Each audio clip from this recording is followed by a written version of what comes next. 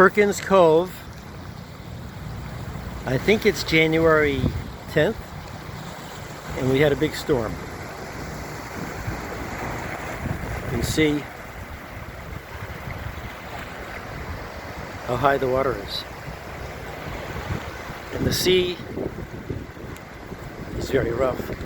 In fact, I'm going to walk over and have a look at the ocean.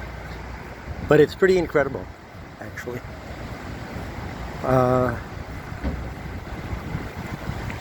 Look at the swell coming into the cove. Pretty rough. The harbor is closed. Look at the docks. Gee, I don't know. They're underwater. Oh, they're missing.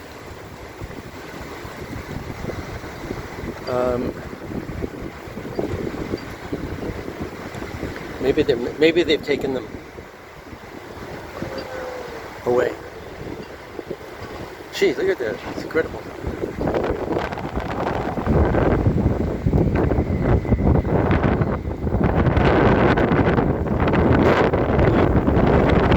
Can't even get off the footbridge because it's under about a foot of water. Look at the water. Washing up into the parking lot. I bet some of these buildings. You know, in Perkins Cove, it's difficult to sell a property here because you can't get a mortgage without flood insurance. And I think I heard that you can't even get flood insurance, but I'm not exactly sure. But anyways, have a look at this.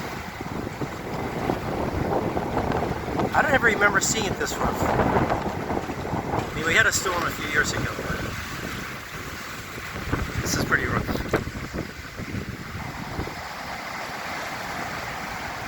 Look here how the retaining wall on the Aubert side is completely flooded over. But all the boats seem secure.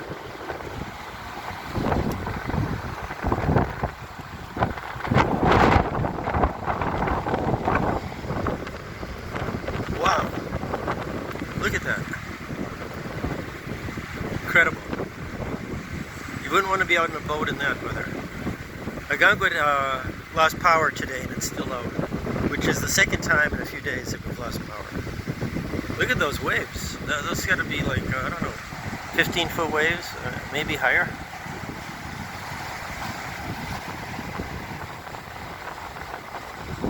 A lot of generators in town because we lose power, and you can hear the generators going.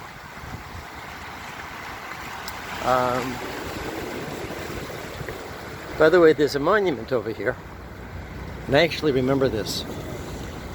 There was a young boy, and he was a lobsterman.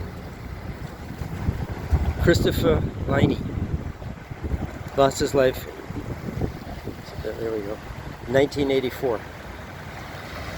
He was a lobsterman, and somehow, unfortunately, he drowned at sea. And Bobby Boutte found his body in Ogunquit Cove.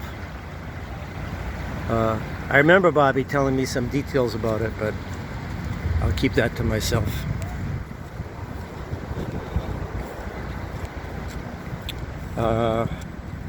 I'm going to go take a look on the other side. The entrance on Shore Road, part of the road is closed, so can't drive through that way. That's it.